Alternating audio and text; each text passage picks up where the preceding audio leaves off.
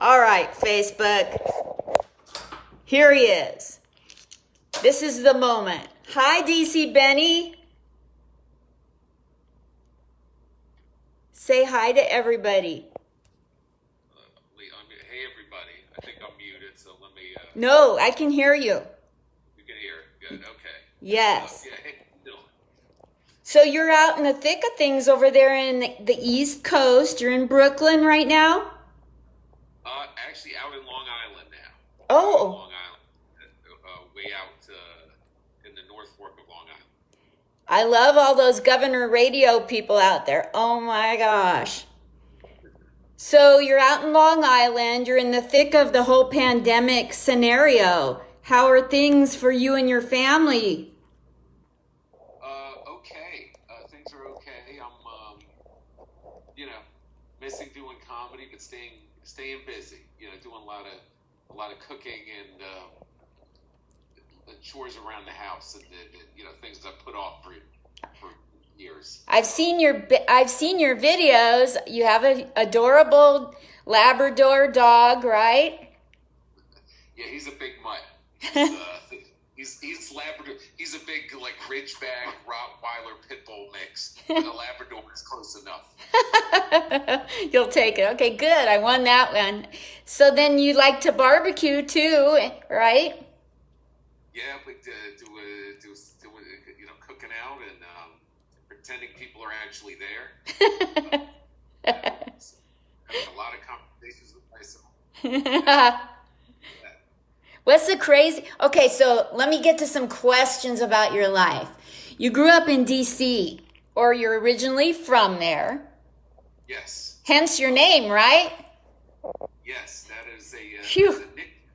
Because when I started doing comedy in New York, I worked in the black rooms. I was a white comedian working in the black rooms, and my real name is Ben Wartofsky.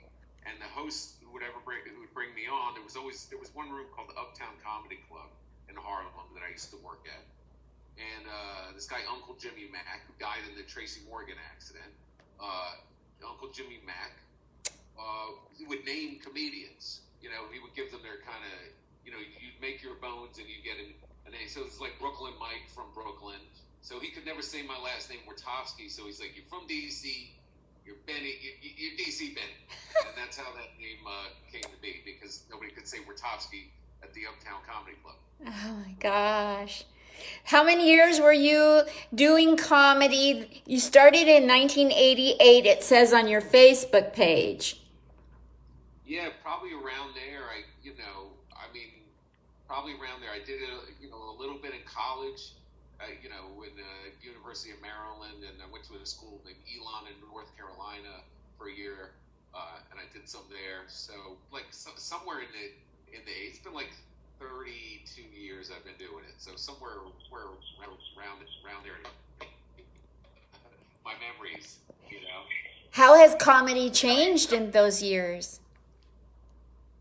Well, this kind of stuff, the web.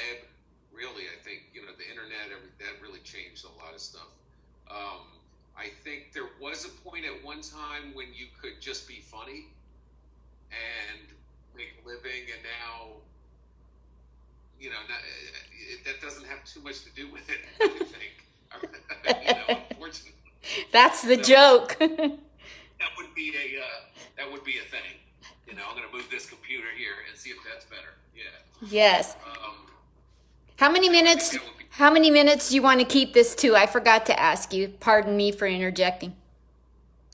If it's 10 minutes, is that good? Yeah, is it like sex? We'll both know when it's over? Sure. Where's your wife? She's right there. Hi, wife. What's your wife's first name? Christina. Hi, Christina. Off camera. She's flipping me the bird. I've been doing these things, nonstop. So yes, thank you so much for doing this. Oh my gosh, I'm so thrilled. So I'm pushing back the tears. I remember being a barker at Greenwich Village. You came out of a limo with Ryan Reese, And you two stood there and talked to me for like 10 minutes. Oh my gosh, you were so sweet. I think Ryan must have been boozing. He was not very friendly. He was stand up, but we got him laughing. Yeah, we had just come from a gig from doing a casino, and it was a fun gig where they get you a limo and it takes you to the casino, and you do an hour for all these people that have, lost all their money, and then you get the hell out of there. The limo takes you back. So I think that's what that was. And then we were going to go, kick around the village a little bit, and that's where we met you. So I have a question. You're in New York. You know my coach Gladys Simon? Oh, I know Gladys. Yeah, Gladys. I used to go to the original Gladys's way back in the day. Way back in the day. Hamburger Harry? Yeah, Hamburger Harry's. Gladys and Hamburger Harry's. Good old. Myself and Mike Bichetti. I don't know if you know Mike Bichetti. No. He's an interesting, funny dude. But yeah, we used to kick it around there. I'm sorry you lost your friend from that original comedy club in the accident with Tracy Morgan. I skipped over saying I'm sorry that happened. Well, it was a long time ago, and he was a good dude, a funny dude, and I mean, we just lost old Vic Henley. Vic Henley, Yes. very funny comedian, a good friend, and passed away surprisingly right in the middle of all this. Yes. That's a friend of mine, so that I see, we're seeing people drop around us, and it's a sad time for that. This is a horrible time. I can't imagine being in New York right now and all the reality. Out here, people have conspiracy theorists and think of this like the landing on the moon, They're not really believing. Where are you doing this from? I'm in Vegas now. Oh, wow. Just my luck I get here and there's no sin. Timing is everything. It's going to start back up. I'll be tripping over calling cards on the cement. So, tell me, originally, who is the first person that told you were hella funny and you should go on stage?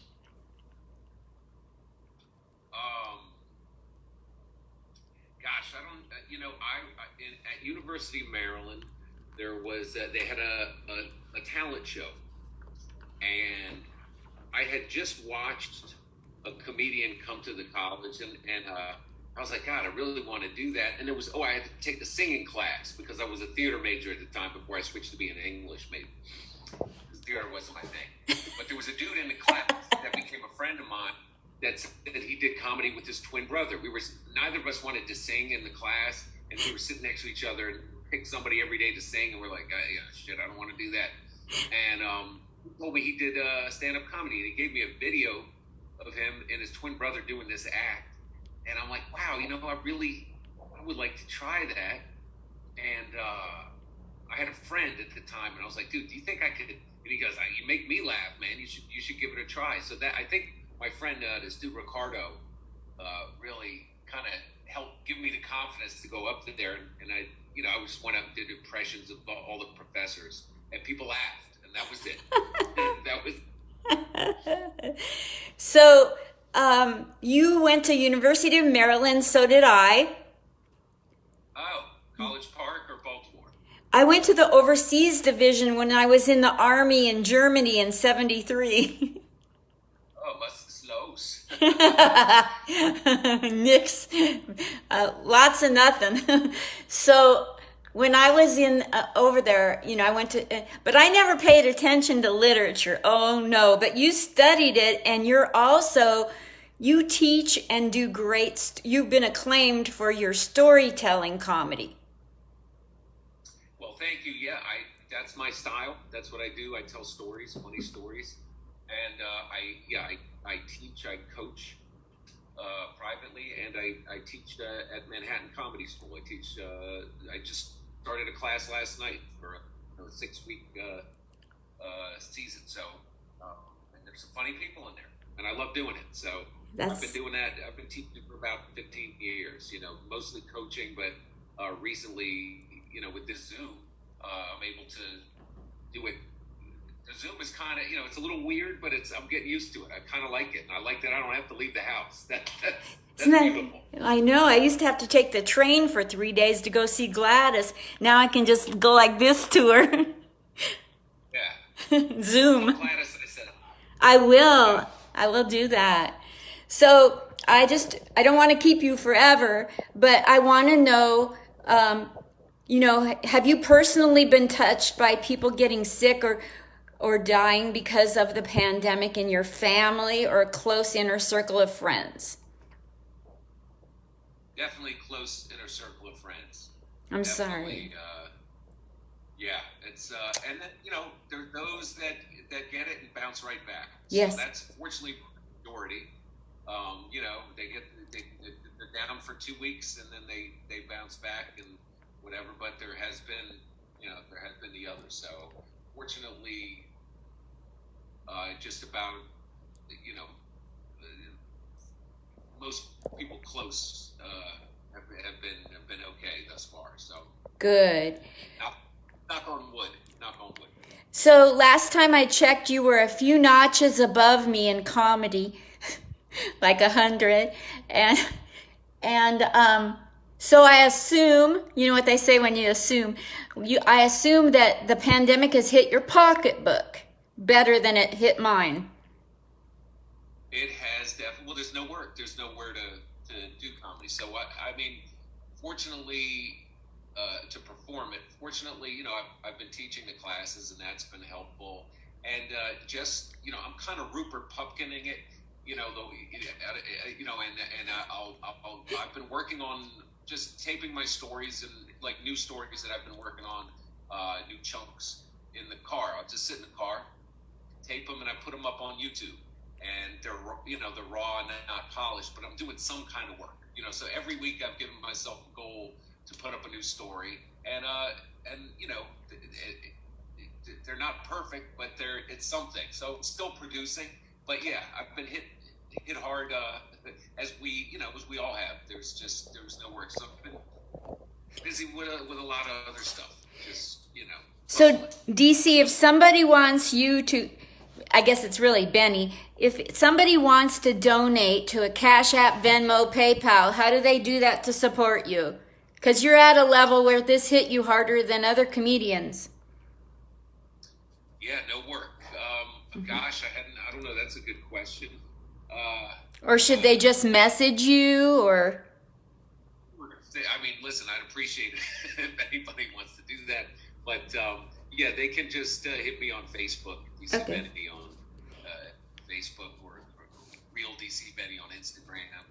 Any of those things is fine.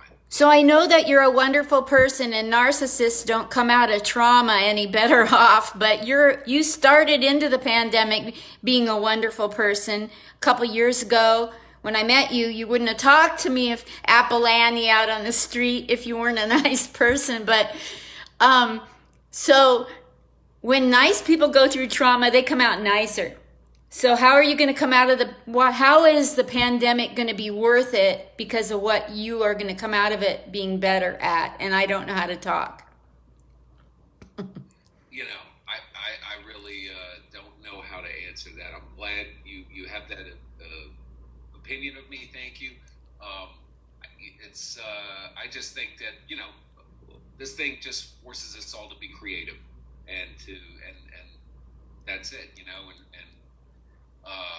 who would have thought that you can't do comedy? I could see all these other things, but who would have thought that you can't do that? That blows my mind. I know. But, we'll bounce back. I'm just trying to keep positive with it. We will all bounce back. Yeah, I'll see you on the streets of the village, or out in Vegas or wherever. And, the world's going to change in a lot of ways, but, people are always going to need to laugh. So however they need it, that's how I'm going to bring it to them. And that's the plan. I want to ask you a real personal question, and then I'll let you go. Your father is still alive, am I right? Yes. Phew. Oh, good. Yes. So is he rubbing it in your nose that you should have been a doctor? No, you know what? What's funny? My dad is an artist, so for me to be a doctor would have been a weird thing. I came from a family where they were all artists, so for me to be a doctor or a lawyer, they didn't even understand that. Super. You know, they you know, like I have a brother that's a U.S. Marshal, and that blew their mind. They're like, why don't you do something creative or whatever? But you know, for me, being a comedian's like a normal thing in my family. You know, it's a weird thing. You know, hard to pitch to your father-in-law though. Anybody out there? Hard to pitch. Hard job to pitch. You know? Telling jokes for a living. But Linda, listen, I gotta hop off. Thank you for having me on. Take care. Good luck to you out in Vegas. And thank you. You know, best. All right. Love you both. Thank you so much. All right. Say that again. I forgot. Say that again. I do have an album and a special coming out in the next couple months. It's called Adrift in Predicaments on 800 Pound Gorilla Records. It'll be coming out, and we're going to see, and the special will be probably streaming on all platforms. What's it called? Adrift in Predicaments. Okay. And it's a bunch of funny stories. Wonderful. Okay. Got it. Thank you so much, DC Benny. Bye. Love you lots. All right.